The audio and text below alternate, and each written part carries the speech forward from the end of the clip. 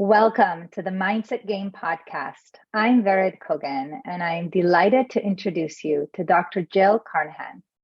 Dr. Jill is double board certified in family medicine and integrative holistic medicine, and she is the author of the book Unexpected, which is going to be released in March of 2023. She is the leading voice in mold and mold-related illness, and is often referred to as the Sherlock Holmes of medicine. In fact, she was recently featured in People magazine for solving the medical mystery behind ABC's The Bachelorette's Ryan Sutter's years-long battle with Lyme disease. Dr. Jill has sustained a 5-year waiting list as the medical director of Flatiron Functional Medicine, a widely sought-after practice. Known as a functional medicine expert, she is always seeking the gentlest and least invasive way to restore health and optimize healing. As a survivor of breast cancer, Crohn's disease, and toxic mold illness, Dr. Jill brings a unique perspective to treating a variety of complex and chronic illness, and has traveled the world sharing her knowledge of hope, health, and healing on stage, as well as through newsletters, articles, books, podcasts, and social media. Dr. Jill, it is such a treat to have you here today. Thank you for taking the time to be with us. Thank you, Vered. It is my honor and pleasure to be here with you. So how about we start by you sharing a little bit more about your story? How did you get to doing the things that you do today? Yeah, so I grew up on a farm in Illinois. I was one of 5 children, and my mother was an RN who was retired because of the family, taking care of the family. And we always, went first to garden, to food, to herbal remedies, to things. And we saw the doctor. There was, both. But I learned growing up very young that there were often alternatives to going straight to medicine or straight to surgery. And I had a wonderful, vibrant life, lots of homegrown food, wonderful, amazing, large family. And it set the ground for me understanding that I wanted to help people. And I didn't really know at that time I was a healer. But in my college years, I did an undergrad in bioengineering. And I thought, well, maybe I can go into medicine or into physical therapy, or I applied to all the different types of schools. And when I started getting accepted to allopathic medical school, I thought, wow, first of all, can I really do this? And then second, I thought, even though I knew that there were other things out there, I wanted to go into the system and get a great training in the best reimbursed system in the US for now, and then start to shift and change the way we think about medicine. So even way back then in my 20s, I was thinking about being a change maker. I didn't really understand it at that point, but I knew that there was more. And I knew that even though I would get a great medical education, there would be holes and things. Even now, I always say I have a larger toolbox. So I have more things. I have supplements, I have diet, I have lifestyle, I have mindset. And so there's more than just what we're taught in conventional medicine. So I literally went in knowing that I wanted to do more and different than just that, although I have a great respect for that foundation. And part of my book is the science and faith connection. I think it started then because it was like that science, that foundation is so critical, that analytical thinking, that diagnostic, ability. But then the bigger intuitive right brain creative self comes in and makes it much more of a fuller experience. And even as I've sat with patients over the years, I've realized that right brain, that heart-based intuitive center is sometimes where my greatest knowledge and answers come from. So part of what I want to do is say, it's not all this or all this, it's both and say we can think bigger and think outside the box for solutions to our epidemic of chronic illness and disease. So that would have been good enough. But my divine journey in this life has been that of a guinea pig. So I was 25 years old in third-year medical, as a third-year medical student, and found a lump in my breast. Did not think anything of it because I knew 25-year-olds don't get breast cancer. But as you know from the bio, shortly about 2 weeks after, I got a call from the surgeon who did the biopsy. And I found out I had invasive, very, very aggressive breast cancer at the age of 25. And as you can imagine, my life just stopped for a moment as I thought, what in the world? First of all, how did this happen? Second of all, what do I do? And it was my first experience, not my last. And I didn't know at that time, but I started realizing, wow, I remember very, very early on in that experience, understanding at some level that this was going to be hard. I was going to be in the battle for my life. And 20 years later, you see me healthy and vibrant and overcoming. But in that moment, I did not know if I had 6 days, 6 months, 6 years to live. I was absolutely facing my own mortality at 25. And what I had to do is understand, even in the suffering, I lost all my hair. I had very aggressive treatments. It was incredibly difficult. But even in the midst of that, I knew that if I looked and I waited and I watched, there was something important here to learn. And that's one of the biggest messages of my platform, my book, is like, we all have difficulties. And even your listeners here, there's, loss of loved ones, loss of pets, illness, job loss. There's so much happening right now for so many people. And if we can go into a suffering, a tragic event, an unexpected thing, and know that deep inside that there's some meaning and purpose, it becomes a teacher. And all of a sudden there's a shift, because we can look for the blessing inside the pain, and we can look for it. And I'm not saying it's not painful or difficult. I'm not saying to deny those real feelings.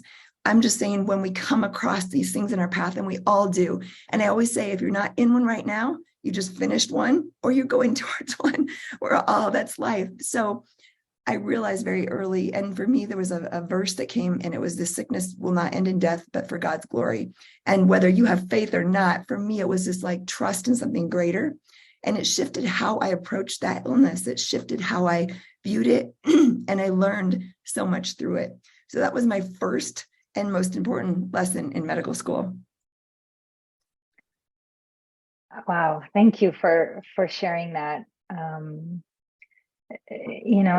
some of the people listening to this might themselves be going through that type of diagnosis or some other medical issue, or a loved one. And so what would be the very first thing that you want them to know? Yeah. So I think as women, I'm going to speak to them first. You might have men listeners too, and I'm sure you can relate, but just for the moment, I'm going to speak to you women like me. I somehow, when I was a child, I had a wonderful, loving family, but somehow I got the message that my love, my value is based on performance and achievement. And all of my life, straight A student council, class president, like I did that game. And I received accolades, and I received what I thought was love through my performance and my achievement. And this is related to the cancer, because I think that was the divine's way of saying, stop. You must take care of yourself, because if you keep on this treadmill and everything about your value is related to what other people think and what you do and what you achieve, you're not going to be able to keep this up.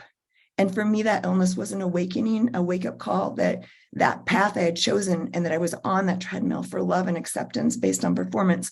And I learned, and I talk about it in the book too, it's really another form of addiction. Like, how crazy is that? I don't do drugs and alcohol, but I work a lot, and that could be another way of covering up pain or trauma or feeling of unworthiness. So for me, the breast cancer, and the breast, when we look metaphorically at some of Gabor Mate's and the work with somatic and how they affect our bodies, the breasts are a nurturing organ. So often women with breast cancer have been nurturing the world around them and giving of themselves, and not really taking care of themselves. So the lesson of that is be kind to yourself. Thank you for that. And, I think that this is equally relevant to men, in the essence of this connecting at a deeper level of performance, doing kind of energy with being valued, being loved, belonging, because a universal belief is we are not enough, or we're not worthy of love and belonging, and so on. And I work, almost primarily with CEOs these days, most of which are men, very successful men and women who when they first come to me, they have some version of that. And so that does drive this kind of toxicity, if you will, in the system, because there's constant stress hormones going into their body. So from a medical perspective, what do you see around kind of the biology of belief, or the mind-body connection? Yeah, so this is where I mentioned before we started, the book really started as I wanted to talk about environmental toxicity, because I had breast cancer at 25. 6 months later, I had Crohn's disease, which is an autoimmune disease. And I really had to figure out for myself how to overcome those things. And today, 20 years later, I'm cured completely of breast cancer and of Crohn's disease. But I had to figure it out. And I did a lot of work with nutrition and lifestyle and meditation and prayer and the mind-body piece at that time in my 20s. So I learned that well, and I brought that to my practice of medicine. But what I didn't really understand at that point was some of the stuff around worthiness and work, and around toxicity on a level of the mind and the spirit and the emotions. And so I always say the toxicity issue can be not just environmental toxicity, which is the air that we breathe and the water that we drink and the food that we eat and other things in our exposures. But maybe the more important thing in our health and healing is, well, how are we talking to ourselves? What are those messages we're saying to ourselves? What are those old patterns of thinking around our worthiness or all of the stuff we just mentioned? And then also relationships, because what happened after I sat down to write this book is it was about 5 years. And during that 5 years, I went through a difficult divorce after 20 years of being married. And what I realized was I was living this utopic bubble of make-believe, really. And it shook me up and awakened me to deal with my own issues around relationships. So I feel like both men and women, and I think often more likely successful men and women, because they've gone into this place where they've succeeded, they've done exceptionally well compared to their peers, but often their relationships suffer. And that was me. I realized I had to look deep inside. And so this toxicity on the level of, who do I believe I am? Am I worthy of love? How do I show up in a relationship? And literally, I came out of a 20-year marriage with the experience of a 19-year-old. And I went on to literally date a bipolar borderline man who committed suicide 2 days after I filed a restraining order. And then I went on to have a relationship with a psychopathic felon. I mean, these are really serious things. And people would look at me and say, how in the world did Jill Carnahan have these kinds of relationships? But it was because I had to deal with my own issues around how did I value myself? Because you can only allow a relationship and to the extent of where you believe yourself to be. And I had to deal with the hard stuff around relationship toxicity before I could physically, mentally, spiritually become well. In the spiritual world, many different forms of teaching. One that I'm very familiar with is Huna, ancient Hawaiian Huna. We speak of having metaphorically 4 bodies: spiritual, mental, emotional, and physical. Physical being the most dense, of course. And really it is in each of these domains of resilience, the mental body, the emotional body, spiritual, and, the kind of physical body, that we can create a state of coherence, that we can create a state of healing and flow, and inner harmony. You have such a deep well of knowledge and expertise in actually working with people that have some pretty serious illnesses and helping them to heal. What do people need to know? Such a great question. The physical part first, because that's the practical MD side of me. And that would be, we always think about, let's go January 21-day detox and all these fancy spas and things. I love them, right? But the key is every day choosing to set up your life in a way that promotes your health, your mindset, your well-being, and literally putting in place things. For example, clean air, clean water, clean food. It's super clean inputs that start the process. It's not a bunch of thousands of dollars of supplements. Those can be helpful at some point. But you can start with very simple inputs, and you can start with sleep. You can start with mindset. You can start with love and connection, healthy relationships, maybe pets, getting outside in nature, dancing, coloring. Coloring was something that transformed me, because my story was I was born into a family of German Swiss, high performing analytical engineers. Like that's their mindset. I thought I was one of them. And I am, in the sense of like my engineering mindset was my first 40 years of my life. I always say I lived from the neck up and very, very analytical. And I actually used that as a kind of a coping mechanism to avoid going deep into my heart. I suppressed anger, and I suppressed, because that wasn't allowed as a woman in my culture growing up, and I suppressed sadness. So I was optimistic Jill. That was why the marriage fell apart, because all I saw was good. I ignored the negative. I ignored those things. So I could analytically work myself out of any situation. I could think out of it, right? But what I had to do to get really healthy was go down and touch base with my heart. And I remember when I first did, I'm such a fan of NLP, and I did some very intense work right after my divorce. And I remember literally all of a sudden starting to feel again. And because I had suppressed that for 40 years of my life, that first 2 weeks after, I've never been depressed, Vered, but those first 2 weeks after, I had so much sadness, I thought I was going to drown. I thought this tidal wave of sadness is going to kill me, because I had suppressed it. And you know what happened?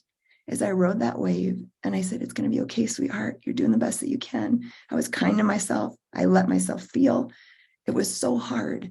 But as that wave came, then the next one was less. And now I can sit and ride those waves and be in sadness. It's never fun.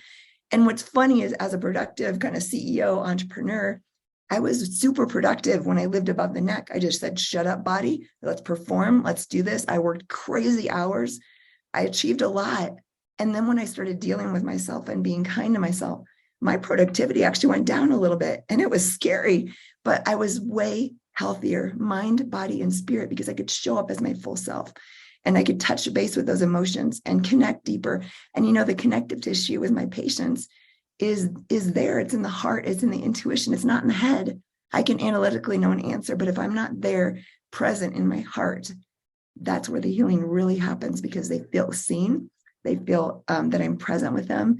And that human connection of having hope and having another human being acknowledge your pain and suffering, that's where the healing starts, not some plan from my brain. Yeah. Well, I'm so grateful because you're bringing to life through your experience this kind of holistic perspective of healing, of medicine, which is beyond just the physical. The physical is very important, of course, but it's more than that. So if we look at it through kind of the lens of toxicity, if we will, in order to help our listeners either, get healthier, heal from something, or prevent something from manifesting in the body, what are the different types of toxicity, and what are specific practical things that they can do right away to be even healthier? Yeah, love this. So let's get practical. I always say functional medicine, and what I do is the complex chronic illness.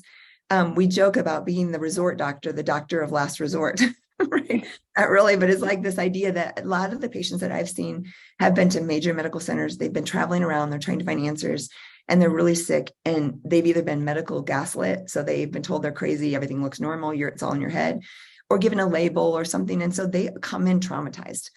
And so the first thing, like we said, is starting with just that listening and acknowledging their pain and suffering, and letting them know, I believe everything you're telling me, and it's real. And then the second thing is, at the core level, toxic load is usually a combination of toxic load and infectious burden. So at the core of almost all chronic complex illnesses, you have infectious burden, which I'll explain in a moment, and toxic load coming together to cause inflammation and cytokine production and autoimmunity, and then someone manifests. And so we might have Hashimoto's thyroiditis, multiple sclerosis, Lyme disease, chronic fatigue, chronic migraines, unexplained long COVID, you name it. All of these things at the core are a combination of dysfunctional immunity and inflammation based on toxic load and infectious burden. And how that looks is that toxic load, I always describe it as like we're born with a bucket capacity to detox. And as we grow up, and nowadays, 20 years ago, they did cord blood test of babies, and the babies were born with over 200 chemicals in their cord blood out of the womb. So we are starting off, that was 20 years ago. It's only worse now. So we're starting out with our bucket half full or quarter full at some point. And those of us like myself with poor detox genetics, that bucket water level fills up and it flows over the top. Like for me at 25 getting cancer, it was part of growing up on the farm with pesticides, with herbicides, with probably well water that was contaminated, stuffing emotions, not dealing with that, and all of this toxicity. And my bucket started to fill up. And at 25, it overflowed, and that will often lead to cancer, autoimmunity, or neurodegenerative diseases. And we see epidemics on all levels of those three categories. So that's toxic load. And the goal as a physician is to look at them. And I do specialized tests, urine, blood, saliva. We test hormones. We test metabolic factors. We go really, really deep and look under the hood of the car and say, what's in your bucket? And how do we decrease that water level? Because we know our bodies are detox machines. So if we give margin back from that bucket, all of a sudden that body will kick in and start to do its job. So all it needs is a little nurturing. That's toxic load. But what happens there, and especially with something like mold, which is also a toxin hidden in many people's homes and they don't even know it. And what happens is that bucket becomes loaded and that suppresses the immune system.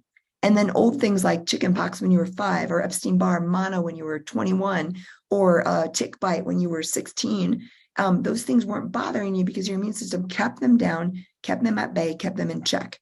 We all have old infections.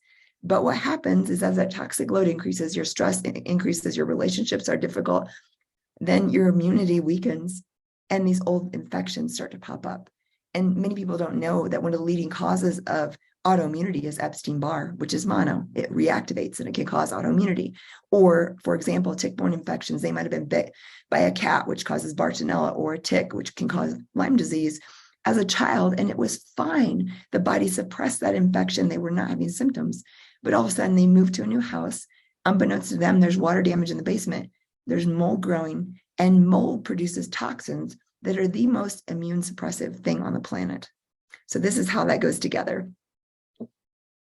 This is fascinating to me. So tell us more, like, what can we do? Practical, yeah, because it's depressing if you don't know what to do.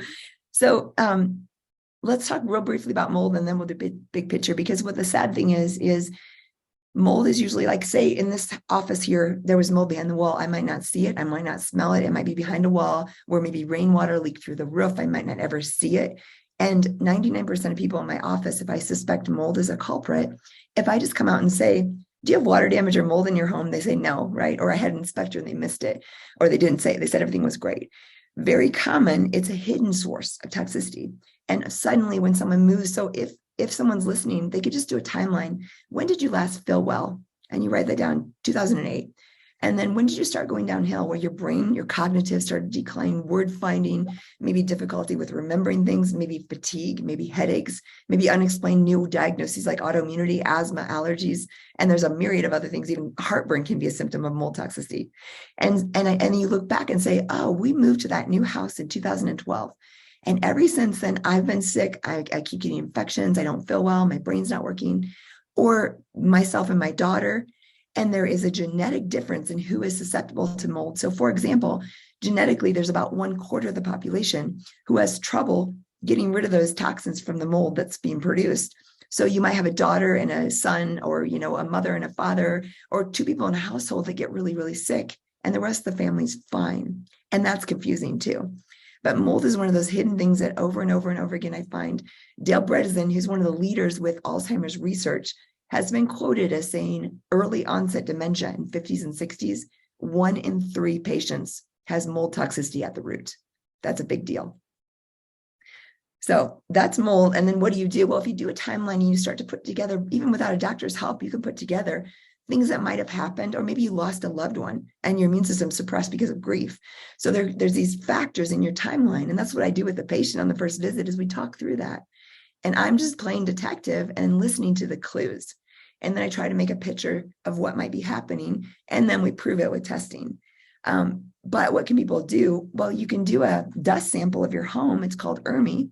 And you can check the dust of your home for DNA of mold.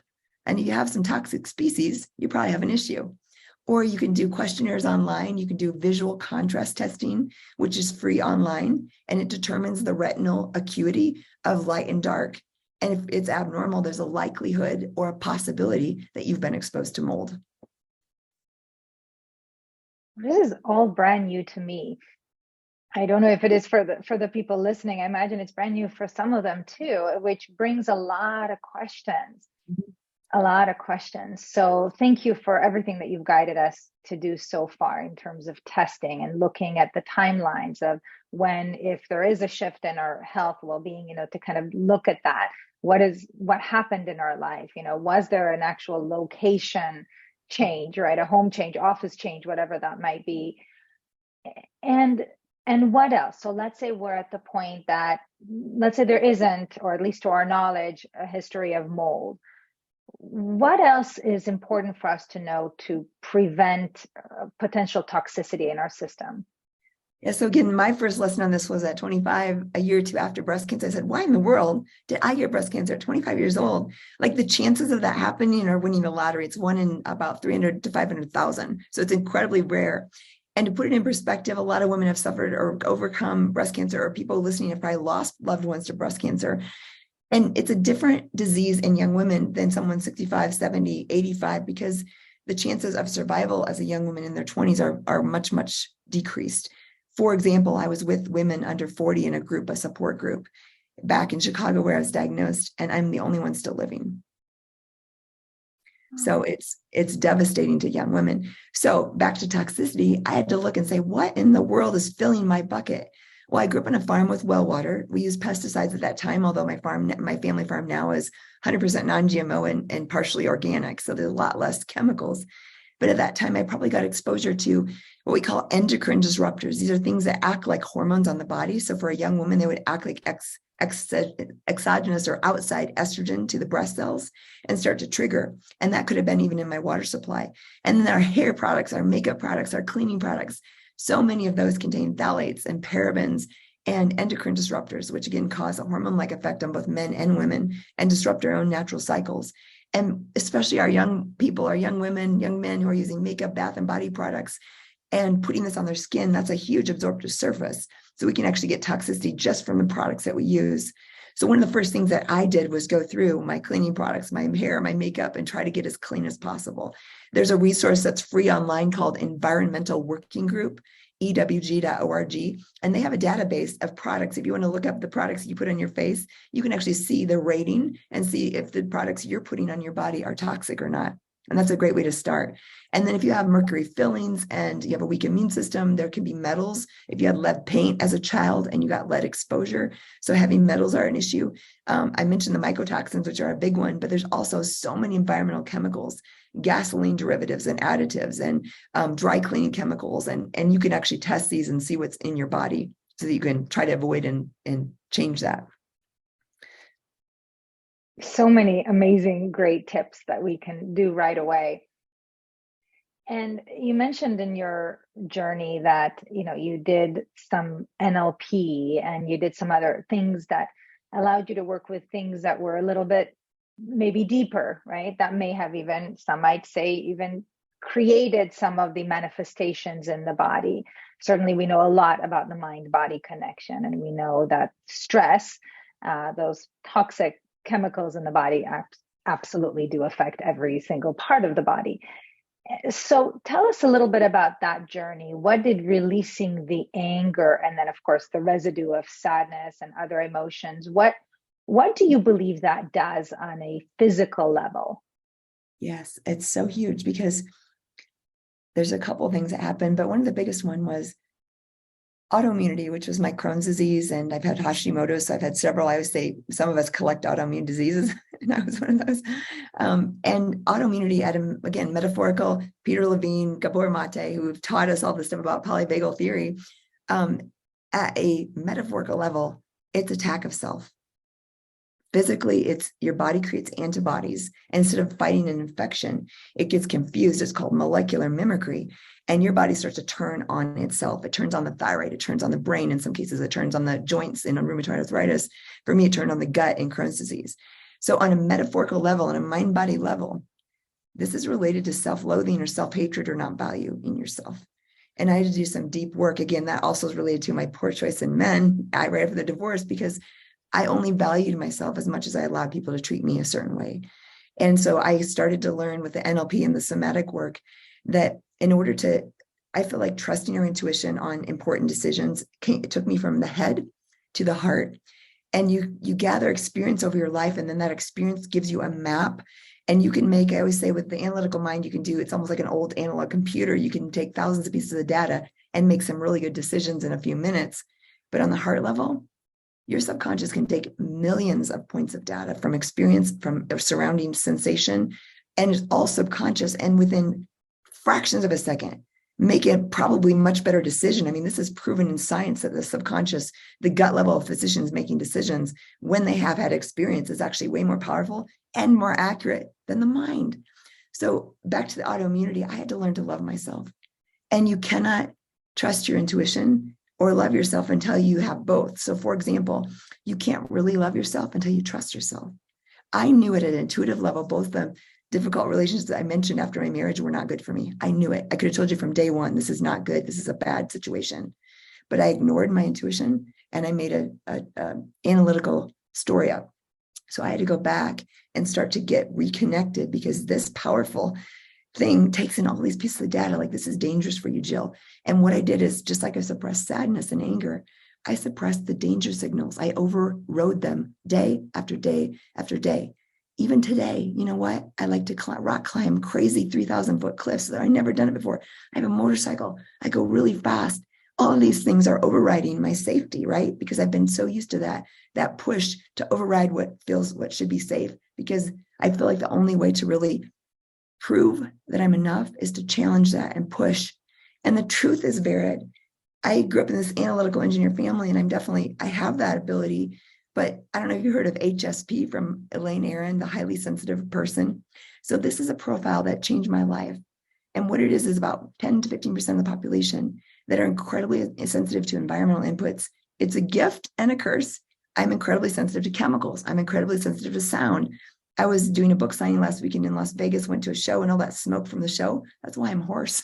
I'm very sensitive to my environment. So I happen to be that person. And because I grew up in this like pull it by the bootstraps kind of family that was tough German, you don't cry, you don't complain, you don't show weakness. Like, God forbid you show weakness.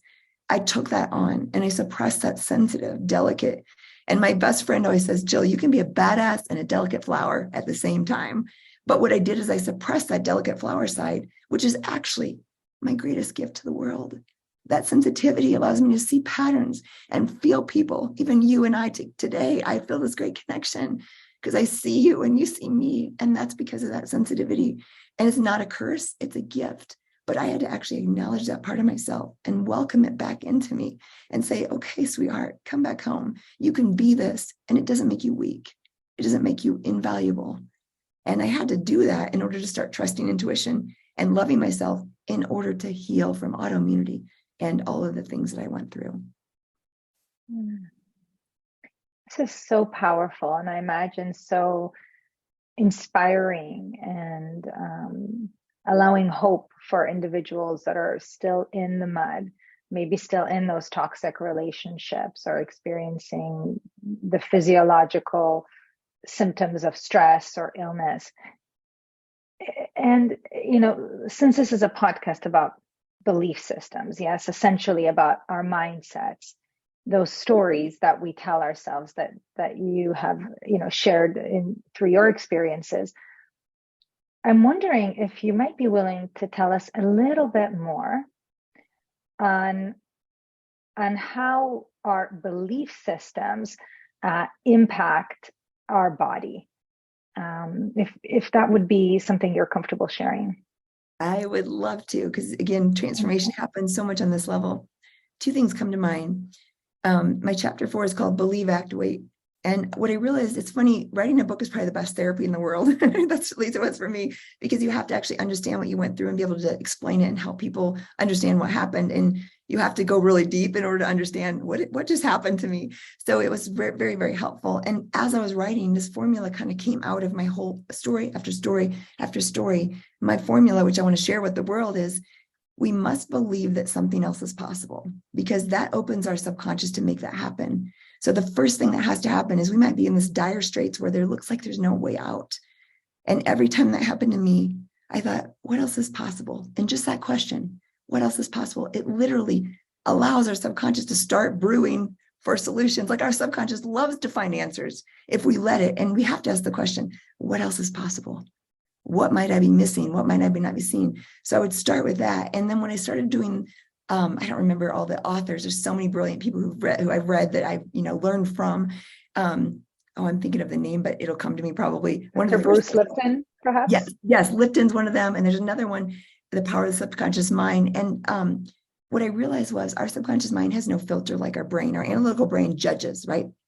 But our subconscious mind just takes whatever comes its way. And I realized if I could program that subconscious mind, anything's possible. So that believe, act, wait, you believe first, and then you have to do your part. You can't just sit on your butt and say, okay, universe, come on. Like, I had to do schooling, I had to do learning, I had to see practitioners, I had to do therapy, I had to pay for this, I had to, travel, I'll read books. I had to be curious and get some knowledge and act with what I could do, with only what I could do. And then the last part of the formula is wait, because when you let go of the how, like my book, I read in my journal not too long ago, 2015, next year, I'm going to write and publish a book. That's a lot of years ago. And I look back and I'm like, oh, haha, Jill, you thought it was going to take 1 year. And it took, a lot more than that.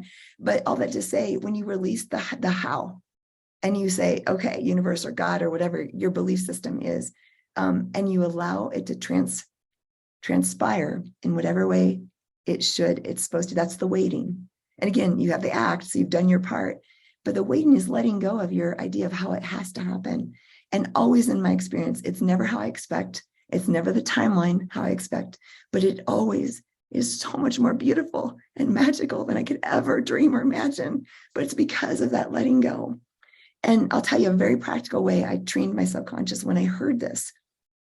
I walk behind my house every morning and I thought, well, let me try this. And I created a phrase, and it was, every day in every way, I'm stronger and healthier, wealthier and more resilient, younger and more beautiful. I will overcome all obstacles. I will outlast all adversity. Things are turning in my favor. And the first few times saying that, especially the younger, more beautiful, that was really hard. I came from a very fundamental, you don't talk about beauty. You definitely don't talk about, that's too prideful, right? But I was like, it's okay, because I want the shine of the glow of the love, and the beauty and beautiful is okay. But as I started saying that in the beginning, my mind was like, oh, this is stupid, judging. But I kept doing over and over and over. And all of a sudden, one day, I saw those things happening. And now I can look back, and every one of those from 6 years ago is more true. My ex-husband, who is a beautiful friend, looked at me the other day. He said, Jill, I don't know what you're doing. Do you get plastic surgery? I said, no. He said, you look younger. He said, you look younger and more beautiful than any of the years we were together. That's 10 years ago. So that's the power of, and it's not about physical beauty. It's about the joy and the love that can manifest when we trust, and when we trust that process. And that's the belief. It has to start with belief. And you have to be curious. You have to be a curious person. Curiosity is the number one trait associated with genius. So we have to be curious. And that's where it starts. I just love this, because I think that, for those individuals that are not yet at the place of belief, to just consider suspending disbelief about their ability to heal, or about their ability to heal quickly or in a particular way. Because what I know to be true is that when we allow ourselves to explore possibilities, like that question that you said, what else is possible? Even if others, including doctors, may tell us that something is not possible, or that we have X number of years, months, whatever, to live, or to live in a certain way. I think that by being curious and questioning and exploring options and imagining new options, that we are creating new neural pathways, that we are being able to access some things that are maybe not yet seen, heard, smelled, tasted, touched with our senses, but are absolutely out there and available for us to create in our life. And so I think that your example is a really good example of what's possible when we do the work. And so I'm so grateful to you for sharing with us today, for sharing this book with the world. I think that the combination of the science, the functional medicine, and the kind of faith component, belief component to it is so beautiful, because we really need all of that, so that all the parts of us can receive that light, that healing energy. So thank you. You're welcome. So how can people learn more about the book, about your practice, your programs? Yeah, thank you for asking. Well, I have a gift for your listeners, and the main book website is just readunexpected.com. Very simple. You can go there and read all about the book. I did a video about why I wrote the book, all that's, there. But for your listeners, I have a special free gift, and it's the first chapter is completely free. That way you can just read it, see if you like it. You maybe don't want to get it, or you maybe do want to get it, but that's free. And that's just at readunexpected.com/free chapter. No underline, no dots, no nothing. That's it. And that's free for your listeners. Again, if you kind of want to, maybe not sure, it gives you a chance to kind of see, what is this about? Are you interested? And it's interesting. The first chapter is about me climbing a crazy 1,000-foot mountain that I'd never done before. So it's kind of an experience in resilience, and talking about that journey, how it's related to everything in our life, like overcoming and resilience. I think resilience is really at the heart of everything that we spoke about, because it is possible for us to be empowered and to be resilient. and to heal ourselves and others. And I thank you for doing that for all of us today. Thank you for having me. I love the work that you do. It's so important. And thank you for creating a space for me to be so open and honest and share from my heart. The energy is beautiful. Oh, thank you. Thank you, Jill.